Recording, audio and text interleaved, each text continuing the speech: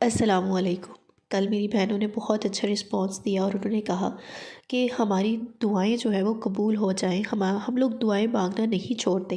تو آج میں آپ لوگوں کے لیے وہی ویڈیو لے کر آئی ہوں کہ دعاؤں کی طاقت۔ اگر آپ کو کوئی دعا آپ کی زبان پر بار بار آ رہی ہے اور آپ وہ دعائیں مانگنا نہیں چھوڑ رہے، انہوں نے مجھے یہی کہا کہ آپ ہی ہم دعائیں مانگنا نہیں چھوڑ رہے، لیکن وہ ہمیں من پسند شخص جو ہے وہ نہیں مل رہا، ہماری من پسند چیز نہیں ہمیں مل رہی، لیکن ہماری دعائیں بھی جو ہے وہ ختم نہیں ہو رہی۔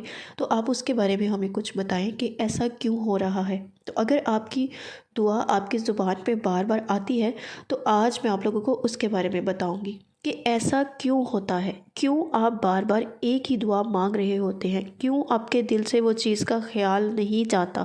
اللہ تعالیٰ کی اس میں کیا مصلحت ہوتی ہے، اللہ تعالیٰ آپ کو وہ دینے والا ہوتا ہے یا نہیں دینے والا ہوتا، اس میں کیا چیز جو ہے وہ چھپی ہوئی ہوتی ہے۔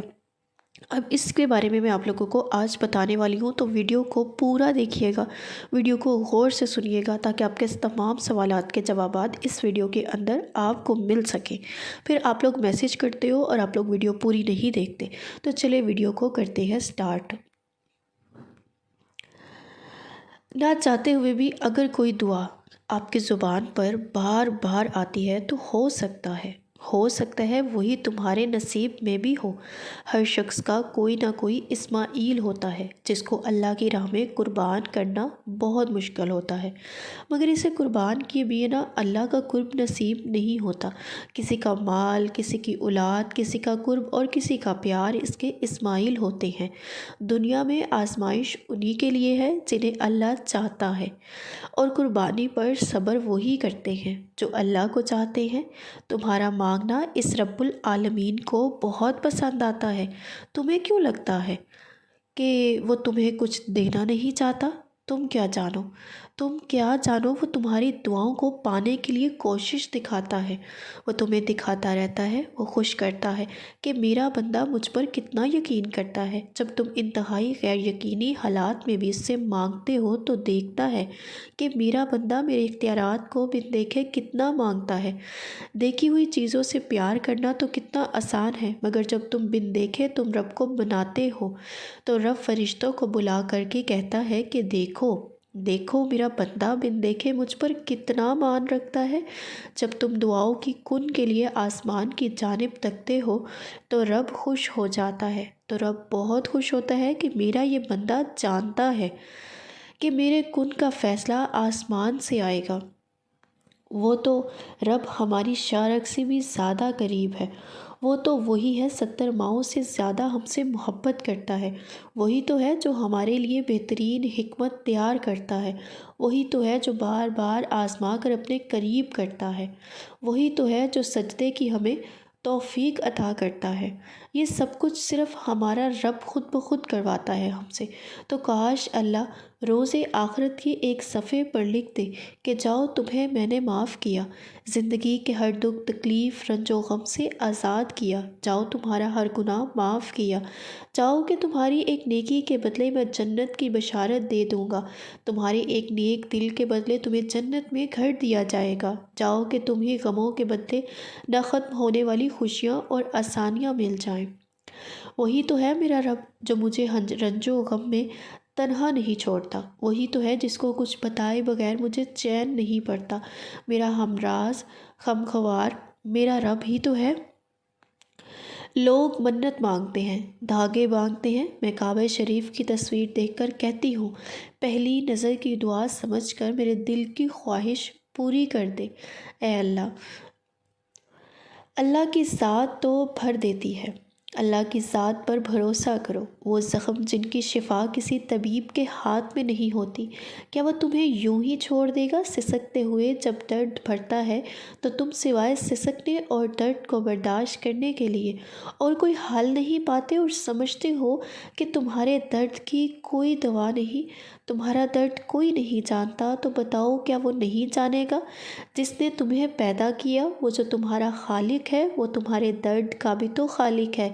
اور اگر بچپن سے لے کر جوانی تک اللہ نے تمہاری حفاظت کی ہے، بتاؤ کہ اللہ نے تمہارے زخموں سے بچاؤ کے لیے کوئی اسکیم نہیں رکھی؟ ہاں یہ سچ ہے، کہ عقل ہر چیز کے لیے دلیل مانگتی ہے، مگر اللہ پر یقین ہر دلیل سے بالآخر ہے، اور جب یقین بڑھتا ہے تو پھر موت سے ہوتے ہیں بند دروازے کھلتے ہیں، وہ بھی مل جاتا ہے جس کے ملنے کی امید نہیں ہوتی۔ کیا پتہ تمہاری دعائیں اللہ پہ اندھا یقین مانگتی ہوں اور تب ہی قبول ہوں گی جب تم ہر چیز کو، ہر وسوسے کو ہرا کے اپنے رب کو تھام لو گے۔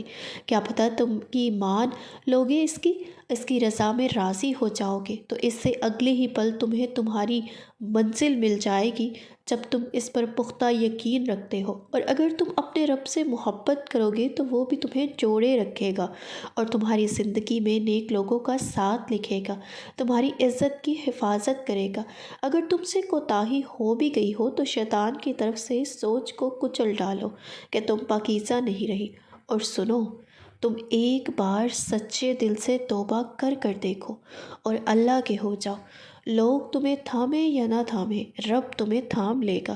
میری پیاری بہن، ایسی بن جاؤ کہ کوئی بغیر نکاح کے تمہارے سامنے ناک رگڑ بھی لے، تمہیں اپنی محبت کا یقین دلا بھی دے تو تم کبھی نہ کرو۔ کیا تمہارا دل نہیں چاہتا تمہارا من پاک ہو، تمہارا دل اس کو کوڑے کاغذ کی طرح ہو جس پر کبھی کسی نے کچھ تحریر نہ کیا ہو؟ تم ایسی بن جاؤ کہ لوگ تمہارے جیسے ہم سفر کی دعائیں کریں۔ تم کسی کو پانے کی تمنا نہ کرو بلکہ کوئی تمہیں پانے کی تمنا کرے۔ عارضی دنیا کے خاطر عارضی رشتے ہیں۔ محبت بہت خوبصورت جذبہ اور پاکیزہ رشتے کا ایک احساس ہے، مگر اللہ کے احکام سے بڑھ کر کچھ نہیں۔ دل کا ٹوٹنا رب سے جڑنا ہے، کیونکہ دل میں اللہ تعالیٰ بستا ہے۔ وہ تمہیں توڑنا نہیں چاہتا، بس اپنے قریب کرنا چاہتا ہے۔ وہ اس لیے لوگوں سے دور کرنا چاہتا ہے تاکہ تم ٹوٹ کر چکنا چور نہ ہو جاؤ اور ہمیشہ کے لیے بکھر نہ جاؤ۔ اس لیے کچھ رکاوٹیں ڈالی جاتی ہیں تاکہ تم ایسے لوگوں سے جڑو جو مخلص ہوں، جنہیں احساس نہ ہو، جن کو آپ کی قدر نہیں ہوتی۔ اللہ تعالیٰ ان کو آپ سے دور کر دیتا ہے اور آپ کی مخلصی کو ضائع نہیں کرتا۔ وہ تمہاری شدت سے واقف ہوتا ہے، وہ جانتا ہے جو تم پر بیت رہی ہوتی ہے۔ بے شک اس وقت ایسا محسوس ہوتا ہے کہ سانس بھی رک جاتی ہے اور زندگی قضا ہو جاتی ہے، لیکن اللہ تعالیٰ کے فیصلے بہترین ہوتے ہیں۔ وہ بہت پیار کرتا ہے، وہ کبھی بھی کچھ بھی غلط نہیں کرتا۔ شیطان ورغلاتا ہے اور مایوسی کے دائروں میں چھوڑ دیتا ہے۔ بس اس ذات پر یقین رکھنا جو اس پر یقین رکھتا ہے، اس کے فیصلے مانتا ہے، وہ کمال کی زندگی گزارنے لگتا ہے۔ جب بھی آپ بہت دکھی ہوں، اداس ہوں، کچھ بھی سمجھ نہ آئے کیا کروں، وہی وقت ہوتا ہے رب سے جڑنے کا۔ اللہ تعالیٰ سے بڑھ کر ہماری کیفیت کو کوئی نہیں سمجھ سکتا، لہٰذا اپنی اداسی دور کرنے کے لیے ڈراموں اور موسیقی کا سہارا نہ لیں۔ اللہ کا ساتھ ہونا چاہیے، بس ہر حال میں اللہ ہونا چاہیے۔ جب اللہ تعالیٰ کے احکامات کی پیروی نہیں ہوتی تو دل اندھیروں میں ڈوبا رہتا ہے۔ تمہاری آنکھ سے نکلا ہر آنسو دل سے کیا گیا ایک خالص سجدہ رب کے قریب کر دیتا ہے۔ بس پھر تمہاری ہر آزمائش ختم ہو جاتی ہے، ہر آنسو کے بدلے مسکراہٹ دے دی جاتی ہے، ہر دعا پر کن فرما دیا جاتا ہے۔ آسمانوں میں بس آپ کا نام گونجتا ہے، فرشتے بحفاظت دنیا میں رکھتے ہیں آپ کو، اور پھر آپ ہوتے ہیں اور آپ کا رب ہوتا ہے۔ جب سب تمہارا ہاتھ چھوڑ کر چلے جاتے ہیں تو اللہ فرماتا ہے، ہاتھ تھام لیتا ہے آپ کا۔ وہ کبھی اپنے بندے کو تکلیف میں نہیں رکھتا۔ ہماری زندگی میں کوئی غلطیاں ہو جاتی ہیں، ہمیں بے سکون رکھتی ہیں، ورنہ اس جیسا غفور کوئی نہیں ہے جو ہم پر سکون طاری کرے۔ اس ذات پر بھروسہ رکھو، وہ تمام زخم بھر دے گا، اور تم کیا جانو کہ اللہ کتنے بہترین فیصلے کرنے والا ہے۔ اپنی زندگی میں صبر کرنا سیکھیں۔ جہاں بولنا بنتا ہے وہاں بھی صبر کیجیے، جہاں اذیت دل کو چیر دیتی ہے وہاں بھی صبر کیجیے، جہاں لوگ تکلیف دے صبر کرو، جہاں کوئی چھوڑ جائے صبر کرے۔ سوائے صبر کی کوئی چارہ نہیں ہوتا۔ بعض اوقات آپ کے لفظ کی کوئی دھجیاں اڑا دیتا ہے، آپ کے جذبات کو جوتوں کی نوک پر رکھ دیتا ہے، محبت کے پاکیزہ جذبے کو ایک تماچا سمجھتا ہے۔ بس صبر ہے، وہی صبر ہے جو ہر چیز کا حل ہے۔ اللہ پاک بھی صابرین کو بہت پسند فرماتا ہے۔